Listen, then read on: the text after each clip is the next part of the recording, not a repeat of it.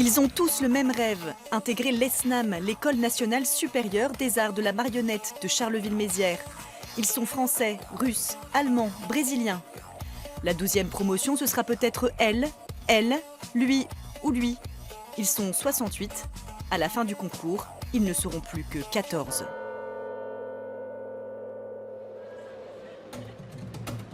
Les 28 candidats en lice sont hébergés à la Villa d'Aubilly, résidence pour artistes dans le centre de Charleville.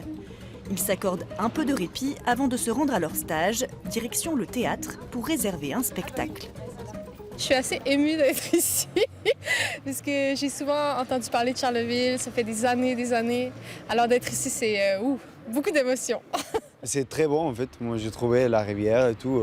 Pour moi c'est différent aussi, tu vois, les bâtiments, tout, l'ambiance. Et le climat ? Bon ça, je sais pas, ça on digérait encore un petit peu.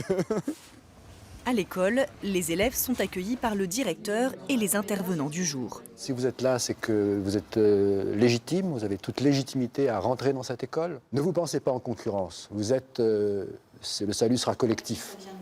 Ils sont divisés en 2 groupes au programme cours d'interprétation avec la marionnette.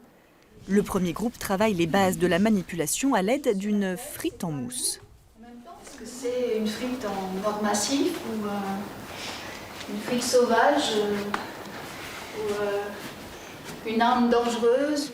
Quand on a envie de rentrer dans l'école, on est prêt à beaucoup de choses et à tout goûter, tout tester. Ça suppose que vous vous organisez en tant que manipulateur pour que ce soit l'objet qu'on voit.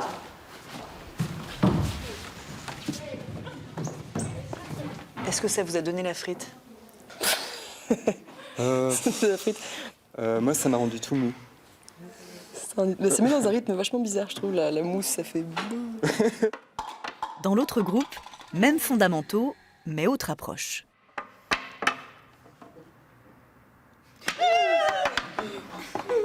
Un aperçu des cours enseignés en première année à l'école. Je voudrais être dans l'école pour ne pas être isolée et pouvoir travailler en groupe. Donc oui, c'est important.